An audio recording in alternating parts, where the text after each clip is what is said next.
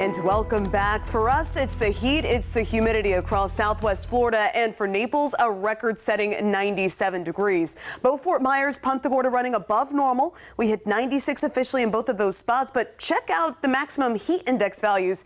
Those hit 115 degrees in Fort Myers, along with Naples, Punta Gorda. That heat index hit 113 degrees. It's still warm, it's still humid, but at least some of us are being cooled down by storms right now. Let's take a live look outside at a decaying thunderstorm currently over coastal Collier County. Talking about downtown Naples right here. This is a live look from the Bayfront Inn. No longer seeing any lightning strikes from this particular thunderstorm as it continues to wind down here for coastal Collier. And again, this is a spot that could really use that rainfall, considering Naples is in deficit by around 1.5 feet. Going back to January 1st, dire need of rainfall, not just for coastal Collier, but also across Lee County and especially into Charlotte and Sarasota, which is currently void of rain.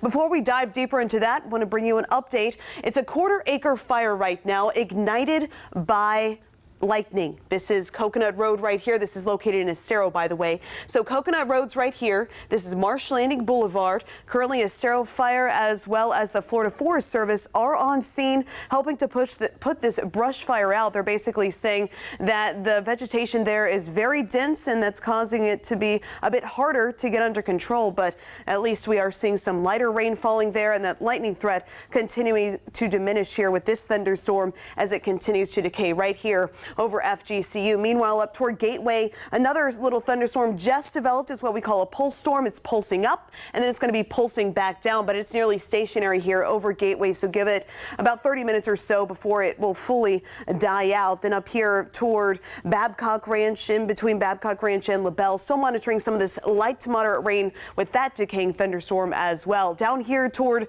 southwestern Collier County, big improvements from Golden Gate down to Lely Resort to Marco. At this point, rainfall is on the light side. Nonetheless, we do still have that flood advisory in effect until 8 o'clock. So here from the Bayfront Inn, obviously we're overcast, rain-cooled 82. The power of that rain.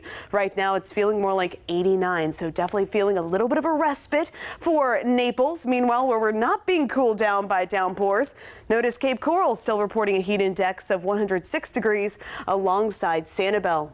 So for the next hour or so, whatever we have on radar will continue to diminish. By 10 o'clock, everything is nice and quiet, clouds clearing out, and overnight heading into tomorrow morning, we could have an isolated morning shower to the west of I-75. So a coastal morning storm cannot be ruled out. Heads up there. We're going to be watching for that potential. Better chance developing afternoon. Widespread showers and storms will be getting in the way of any afternoon and evening plan that you might have. So heads up, looking ahead to your Wednesday later in the day. As for the tropics, things are quite close to home. Two waves of energy we're watching the Atlantic. This wave holds just a 10% chance of further formation, and this wave forecast to roll off the west coast of Africa here in the next couple of days. Could become something more, but plenty of time to monitor that. 7-day forecast showing off that heat, humidity continuing. Both morning and afternoon storms a possibility Wednesday, Thursday, and Friday.